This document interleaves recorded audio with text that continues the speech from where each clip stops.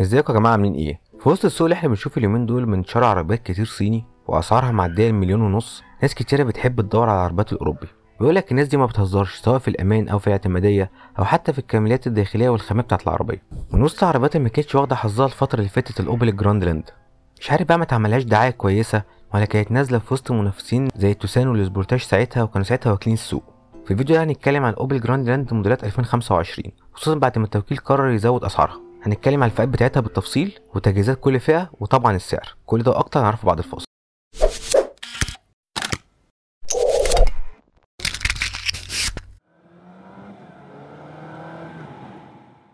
اول ظهور لاوبل جراند لاند في الاسواق العالميه كان في 2017. الجيل التاني بنشوفه عندنا في مصر دلوقتي في 2025، ده الجيل اللي نزل في 2024. البلاتفورم اللي مبني عليها العربيه اللي هي الاس تي ال اي دي نفس البلاتفورم اللي مبني عليها البيجو 3008 والبيجو 5008. ومعلومه كده العربيه دي بتيجي بالكامل من المانيا، مفيش اي بلد تاني بتجمع العربيه غير في المانيا بس. ابعاد العربيه بسرعه، طول العربيه 4 متر 47 سم، العرض 2 متر 9 سم، اما الارتفاع متر و60 سم، طول قاعده العجلات 2 متر 67 سم، واهم حاجه ارتفاع العربيه عن الارض او الخلوص الارضي 12 سم و3 من 10، وده يعتبر ارتفاع مش كبير. العربيه وزنها 1398 كيلو، والشنطه الخلفيه بتاعت العربيه كبيره مش صغيره 514 لتر، وطبعا زي كل العربيات الاس يو في دلوقتي ممكن تنزل الكراسي وتبقى شنطه العربيه 1652 لتر. العربيه بتيجي من توكيل منصور وبتديك ضمان 5 سنين او 150 الف كيلو. العربيه بنشوفها في مصر بثلاث فئات، الثلاثه بيجوا بموتور واحد 1600 سي سي تربو. الموتور ده متوصل على فتيس اوتوماتيك عادي من 6 سرعات، بيطلع 163 حصان عند 5500 ار بي ام و240 نيوتن متر عزم، وبيطلع العزم ده بدري شويه ودي حاجه ممتازه عند 1750 ار بي ام.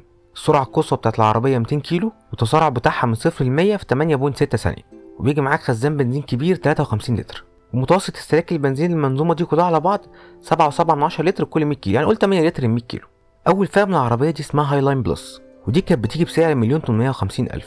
التوكيل زود عليها 100,000 جنيه وبقت بتيجي بسعر 1,950,000. أنظمة الأمان في الفئة دي طبعا ممتازة، تاخد 6 إيرباج، بيبقى في نظام عشان يشوف السواق مركز ولا لأ وهو مش سايق، معاك بريكنج أسيست عشان يساعدك في الفرامل، طبعا بتاخد نظام الاي بي اس والاي بي دي وكل الكلام ده، كمان تاخد نظام اللينكيب اسيست او نظام المحافظة على المسار، ومعاك مثبت ومحدد سرعة، ومعاك نظام هيل ديسنت كنترول او نظام المساعدة في صعود المرتفعات، ونظام ايزو فيكس بتاع مقاعد الأطفال. المرايات الداخلية بتاعت العربية بتبقى تعتيم، في كمان حساسات اماميه وخلفيه وحساسات مطر، ونظام مراقبه ضغط الاطارات، يعني تقريبا العربيه بتبقى كامله في اهم حاجه في انظمه الامان.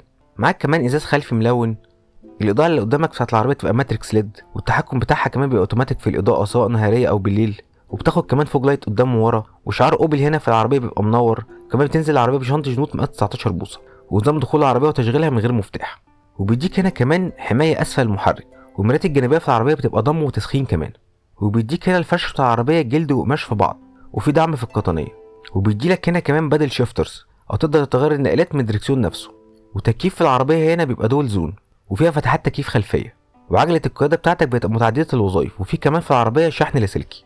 تغيير العربيه فيها مخرج يو اس بي تايب سي ومخرج عادي 12 فولت، وشاشه السواق بتبقى 10 بوصه، وفي شاشه وسطيه 16 بوصه، والعربيه فيها ابل كار بلاي واندرويد اوتو، ونظام العربيه هنا في 6 سماعات، وفيها كاميرا ركن خلفيه، يعني العربيه من الاخر مش مخليك محتاج حاجه. وانا شايف ان على اول فئه في العربيه التجهيزات بتاعتها تعتبر ممتازه.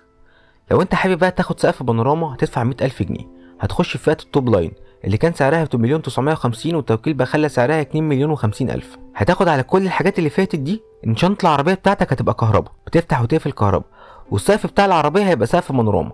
الفئه الثالثه بتاعت العربيه اللي هي التوب لاين بلس اللي كانت بسعر 2,100,000 دلوقتي بقى سعرها 2,200,000، برضه زياده 100,000 جنيه، يعني الثلاث فئات معانا زادوا كل فئه 100,000 جنيه. دي هتاخد فيها بدل الكاميرا الخلفيه هتاخد كاميرات 360، وهتاخد نظام الورنينج اليرت لو انت راجع بظهرك في عربيه معديه تاخد بالك، وهتاخد هنا كمان نظام البلاينج سبوت، والمرايات الجانبيه بتاعتك هتبقى مرايه تكيفيه تنزل لتحت وانت راجع لورا، والمرايات الداخليه في العربيه تبقى فريملس، والكراسي بتاعتك بدل ما تبقى جلد وقماش هتبقى جلد والكانتارا. الكرسي بتاعك بقى هيبقى فيه تحكم كهرباء من 14 اتجاه، وهيبقى فيه تبريد وتسخين ومساج في الكراسي، وطبعا هيبقى فيه ميموري في الكراسي.